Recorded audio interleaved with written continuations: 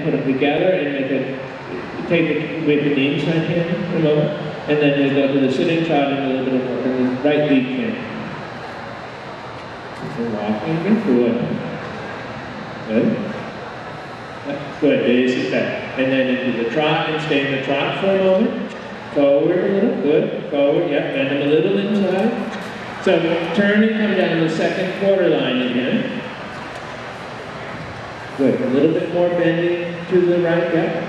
That's it, good. And then turning, and then leg yield over to the wall. And then after a few strides, or as you go to the corner, ask for the canter. Get them quicker off your right leg. Yeah, quicker, good, quicker off your, yeah, there, better. Yes, good, that's good. So you can use the leg in this form also to help the canter transition. Because the more in front of the inside leg of the horse is, the easier the transition will be. Got bend them a little inside. Now, come down like the inside track. Not quite as far away from the wall as the quarter line, but come down a little more of an inside track. And then very quietly move them over to the wall. Enlarge to the wall. Yeah, that's all right. Good down, good. And then again on the next long side.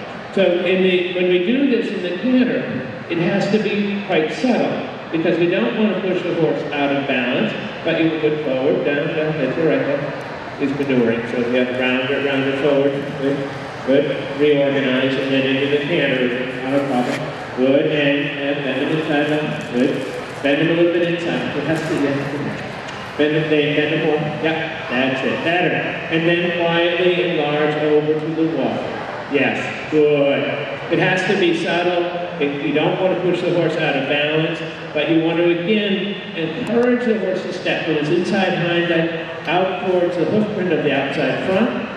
Yeah, good. Yeah, bend them a little more inside. Good, good. And then, yeah, then canter again. Good. That's right, and canter and round it. Good. So now continue straight. And on this long side, see if you can bring the shoulders slightly to the inside. Yeah, there. So you develop a little shoulder four, but develop the shoulder four in this case by trying to bring the left front leg a little bit in, so it's on the line of the right hind leg. Okay? The left front leg drops in, so it's on the line of the right hind. Yeah, good, good, and then move them out a little bit from your inside leg. Like that he has this, and yes, good. And bend them inside a little bit. And down. Good, good, yeah, good. That's better, yeah, better here. And forward, good, good, and a little round, good, a little round, and then come on the circle in the center again. Forward, forward, good, forward, yeah, come on the circle, sit the trot, it's okay. Come on the circle, good, turn, forward, there, better, and a little more forward, good, and next time that you're on the side, when you cross the center line, again facing the audience. Then halt them, and I'm going to do one turn the forehand on the square from your right leg. Good. Bend them inside. Good. Bend them inside a little bit. Yeah. And halt them. And then move them away from your right leg. Halt. Move them away from your right leg in a full pass. Yeah. Side leg. Good. Forehand. Forehand too. Yeah. There. And turn the forehand 90 degrees. So you face me. Yeah. And now arches over. Make it quicker. Yeah. Yes, better, bend it right, and turn the forehand 90 degrees, so you face, yeah, and then full pass. With your left hand, you try to keep his head and neck down a little bit, and turn the forehand 90 degrees. Yeah, this would be better, that carriage is correct. Good, yes, good. And over, haunches over, and haunches, and turn the forehand 90 degrees. Yeah, and bend it inside, good, do it a little quicker. Yeah, a little quicker, and turning, good, and then trot forward, and after a few strides and forward already, bend him inside, enlarging, so that he associates the exercise and into the canter. I wanted to associate the exercise with the trot to canter transition into the canter itself. Bend him a little more inside, more bending, yeah, bending, yes, and more bending, yes, there, and more bending again. You have to show him the bending that you want and that he needs. Bend him more, yeah. Because he's not going to just offer.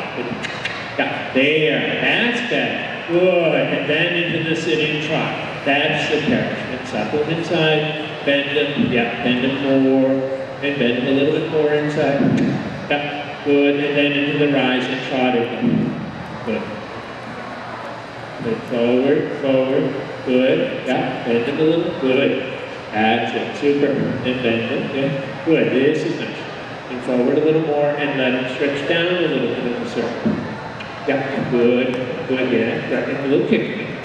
Yeah. Good. Both. Yes. Correct. Good. Yeah. Good. That's better. Good. Yeah, and then quiet and bring it down. And always reward him. When you give him a little kick, reward, and he goes forward, reward. And you should know it's not punishment. It's encouraging him. Yeah, little kick again. Little kick, but it's encouraging him to stay more in front of you. Add a little round. Yeah. And forward and down a little more. There. That's better. This carries. Yeah, super. Good. And then into the walk. And a quick break. And forward. Good. And in front of you. Good. Yeah, good, that's fine, yeah. Let it stretch all the way to the bottom. Forward, good. Good, very good.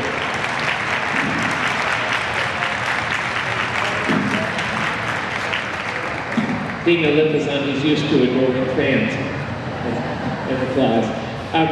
The couple of things. The first, he's being a stallion, right? It's very important for the stallions that they are really encouraged to stay in front of you, right? To stay energetic and that they are always sensitive and responsive to the rider.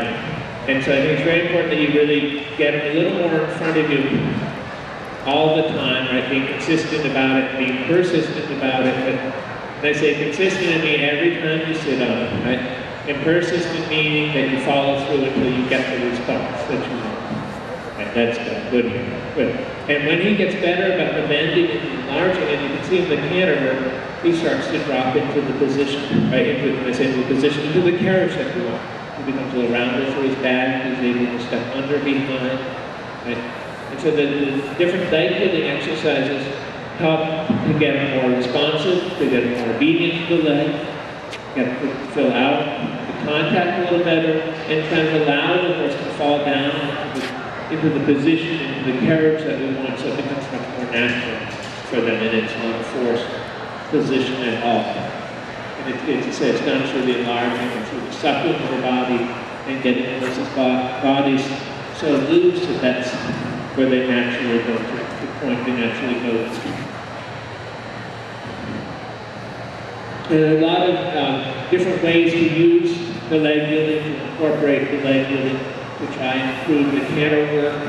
You notice in the canter work we use a lot of leg healing from the outside leg, because in the canter itself, while the inside hind leg has to be able to step forward and under in a long stride, the outside hind leg has to be quick. It has to push the horse off into the canter. It is the first step of the canter stride. So the outside hind is responsible for actually the push and the impulsion in that sense. And the outside hind is what carries the weight and balances the horse. If the outside hind is too far out, the horse's body will be quite long. The horses have a tendency to be sort of rolling or running over their shoulders. So through the turn of the forehands and the leg healing exercise, they try to encourage the horse to become a little quicker in that outside.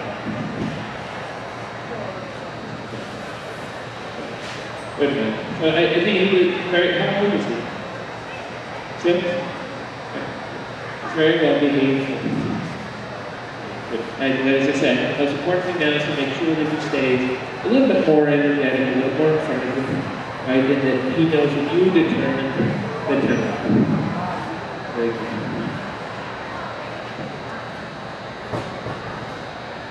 So hopefully you saw several examples of different leg healing, why we use it, where it's useful, beneficial. Question? Thank you. And thank you, Michael. Good job.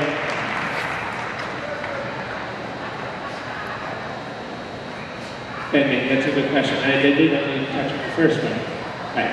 The three types of bending are the bending, it's first to bend and step away from the bend, and then bending and turning, which would be, say, at a basic level,